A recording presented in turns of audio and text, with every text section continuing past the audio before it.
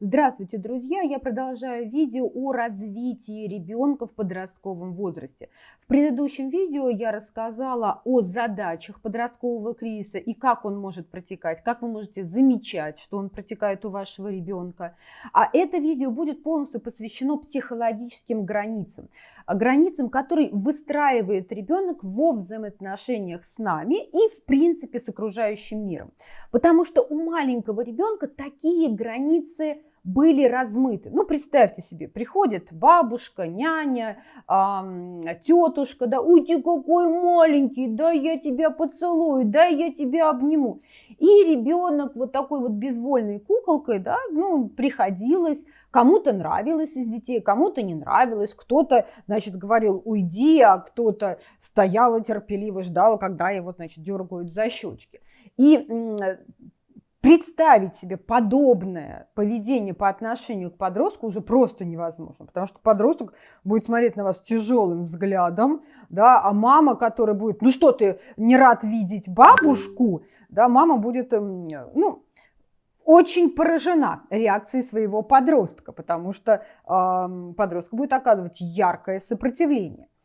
И этот вид границ, эти границы называются телесные границы.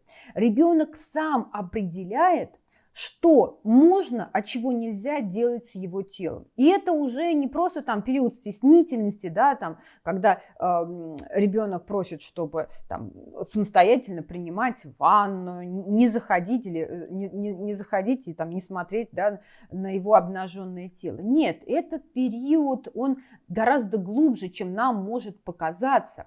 Так, например, к телесным границам относится кормление. Когда маленькому ребенку сообщают о его желаниях, да, и он приучается прислушиваться не к желаниям собственного тела, там, хочу я есть или не хочу я есть, а прислушиваться к тому, что ему говорит другой взрослый, тем самым этот взрослый учит ребенка не доверять своим телесным ощущениям. Возможно, это немножко сложно. Давайте объясню проще.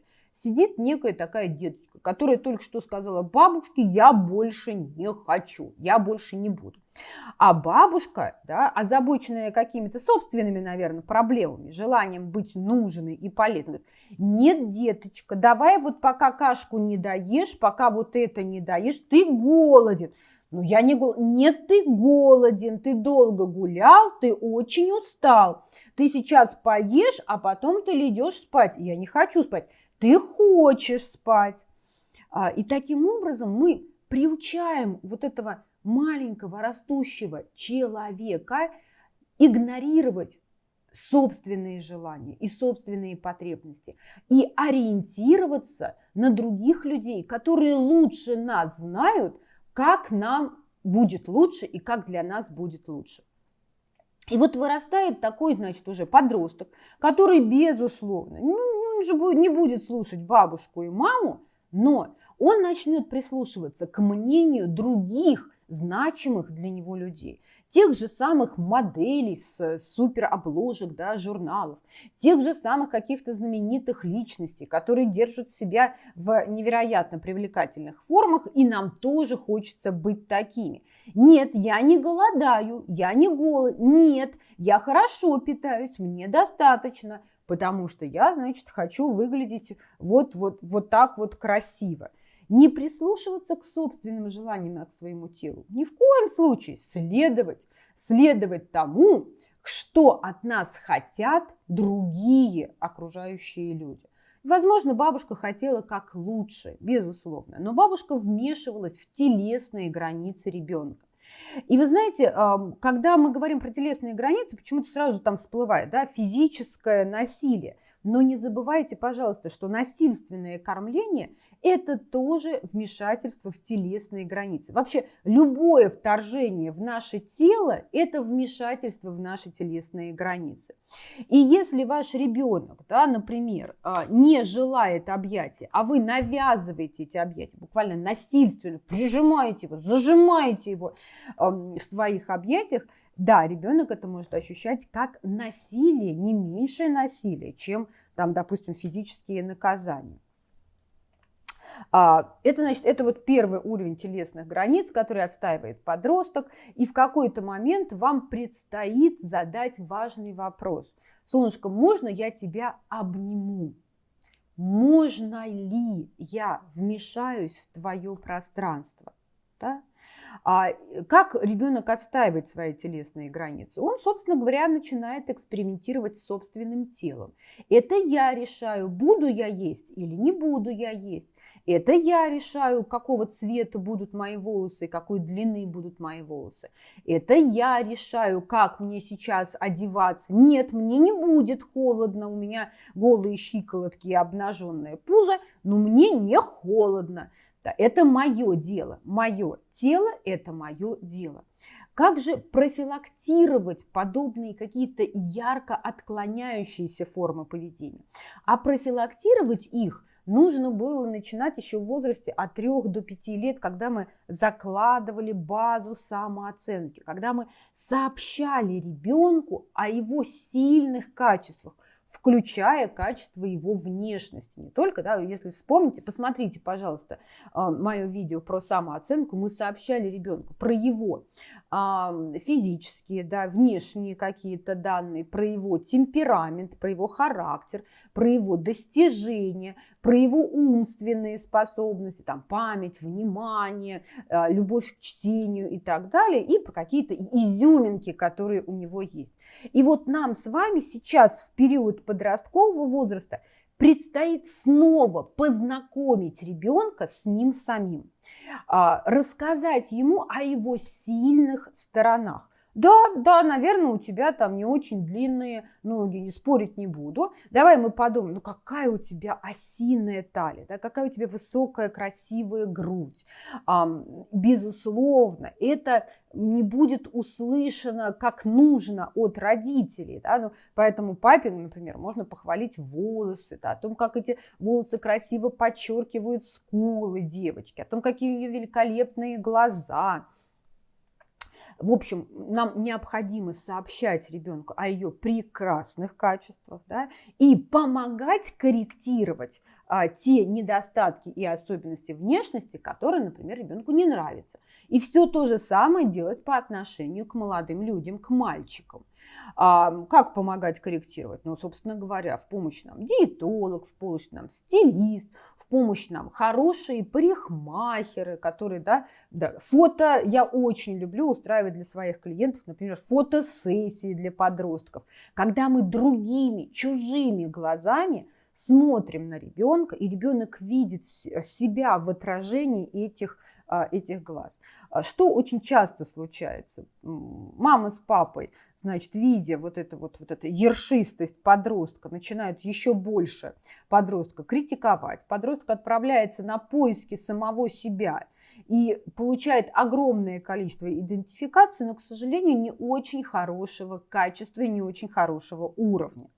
Да, что там, ну там ты типа, да, такая у меня, вот, ну...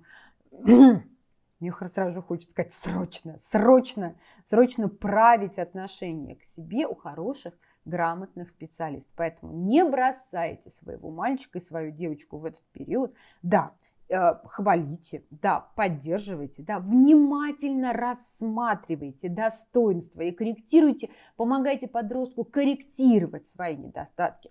Идите к косметологу, чтобы исправлять, значит, все вот эти внешние проявления. Идите к хорошему тренеру в зал. Приведите мальчика-подростка в хороший барбершоп, где ему помогут, значит, да, оформить его первые появившиеся столь ценные для подростков волосы.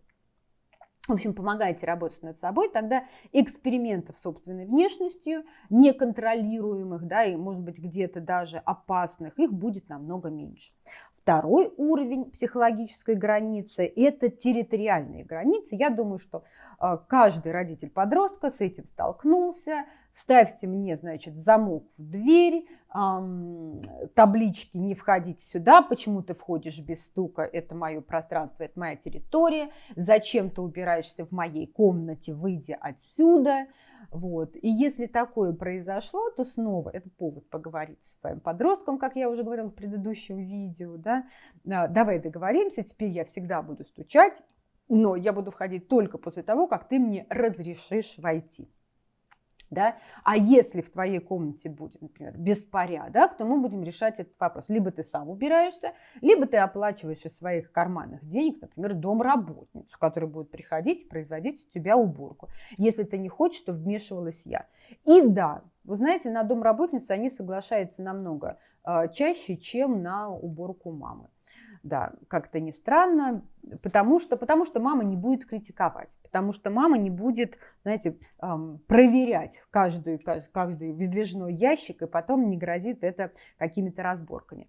Еще одни границы – это временные границы. Границы, которые очень часто нарушаются даже тогда, когда мы становимся взрослыми людьми. Сейчас, значит, я постараюсь. Вот представьте себе, да, трубочку, мы берем трубочку. Алло, мам, извини, пожалуйста, я сейчас очень занята. Да, мам, мам, угу, да, сделала, да, поела, да, буду, да, приеду. Мам, да, хорошо, угу, ладно, да, я услышала, да, я куплю, хорошо, по дороге. Мам, я не могу, мам, да, хорошо.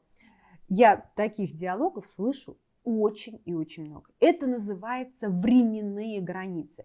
Человек, который с нами разговаривает, считает, что его мнение, его время, оно важнее, и он должен быть для вас на первом месте. Временные границы очень часто нарушаются, например, вот разными людьми из колл-центров, да, которые обзванивают. Примите, пожалуйста, в нашем опросе, предлагают какие-то услуги. У вас есть, вот буквально у меня есть там 1 минута на разговор с вами. И дальше начинается размусоливание и растягивание. И умение поставить точку, отграничить, ну, тогда мама обидится. Да, мама обидится. Но, и вот это очень важно, выстроить границы – это не задача родителей. Выстроить границы – это задача подростка. Это он должен найти ту золотую середину, когда, с одной стороны, он сможет объяснить, да, что у него есть какие-то свои собственные планы, и при этом со стороны родителей не будет никакой обиды. И да, этому нужно учиться. А для родителей в этот период я очень рекомендую согласовывать все свои планы с подростком, тогда нарушение временных границ вам удастся просто избежать, и вы выстроите новые отношения со своим подростком. Следующий уровень границ – это ценностные границы. Да, ценностные границы начинают выстраиваться в этом возрасте. Что ты всех собачек, кошечек тащишь в дом? Они блохастые, они вот вообще ужасненькие. Для меня это важно. Я считаю, что заботиться о собаках и кошках – это очень важно. Хорошо, заботься, но не за мой счет. Да? Найди, пожалуйста, свози к ветеринару, оплати ветеринару из своих собственных карманных денег или заработанных тобой денег. Да? Найди для этого животного новый дом, потому что в нашем доме, да, я не готова содержать животное. И тут ребенок, оказывается, сталкивается с необходимостью брать ответственность на себя. Не только принимать какие-то вот такие важные, красивые, достойные, благородные жесты, но и брать на себя ответственность. И тут уже совершенно другой уровень у подростка появляется. А вот еще, например, да, подросток заявляет о том, что он решил стать вегетарианцем. Да ты что? Да это же невозможно. У тебя микроэлементов не будет, у тебя там веществ не будет хватать, у тебя там, значит, все микрофлора разрушится, мы потом тебя по врачам таскать будем. Что ты тут глупостью маешься? Ешь, что дают. И подросток начинает вам рассказывать, что вот бедная коровка, ходящая здесь, значит, а вы едите трупы животных. И вот у нас идет столкновение этих ценностей. И как же выходить из этой ситуации? Да очень просто. Нужно давать ребенку возможность, да, принимать те ценности, которые он считает важными и нужными, но он должен также принимать и ценности, которые считаете важными и нужными вы. То есть вы можете разграничить свои ценности, делиться этими ценностями друг с другом, не переходя при этом в конфронтацию и споры, да, просто донося информацию до своего собеседника в уважительной, ненасильственной форме. У каждого из вас есть своя точка зрения, вы ее придерживаетесь и уважаете точку зрения другого человека, но это не значит, что вы свою точку зрения не должны высказывать и держать при себе. Высказывайте, но в ненасильственной форме, так, чтобы это не превращалось в споры. Потому что споры, к сожалению, редко приводят к обмену истиной. Споры намного чаще приводят к взаимным унижениям и оскорблениям. Я очень не люблю споры. Еще один уровень – это уровень эмоциональных границ. Что ты дурью маешься? Ты у нас как сыр в масле катаешься. Что тебе плохо? Что для тебя родители еще не сделали? Все мы для тебя сделали. Ребенку плохо, да? Он переживает внутренний кризис. И вам, дорогие мои взрослые, тоже бывает при внешней благополучности так плохо, что кошки на душе скребутся и не знаешь, что с этим делать. И уважительное отношение к эмоциональному состоянию своего ребенка-подростка – это очень важная часть установки этих эмоциональных границ. Я вижу, ты пришел из школы очень грустный. Тебе нужна моя помощь? Хочешь, мы поговорим об этом? Нет, не хочу. Значит, не хочет, да, значит, я рядом, придешь, когда появится такая возможность. Я всегда рядом. Или, не знаю, радостный, да, мне так приятно видеть, что ты радуешься, что у тебя такое хорошее настроение. Поделись, пожалуйста, со мной, что с настроением. Мам, это так, потом расскажу. Потом, значит, потом. Да? Не вмешиваемся в эти состояния, особенно если подросток, собственно говоря, не особенно хочет с вами этим состоянием делиться. Обещала еще в видео рассказать про детей-бумерангов, про инфантильных детей. Расскажу в следующем видео. Подписывайтесь, пожалуйста, на мой канал. Итак, дети-бумеранги, что делать с инфантилизмом и что делать, если кризис подростковый вовремя не пройден, чем это чревато. Обо всем этом в следующем видео.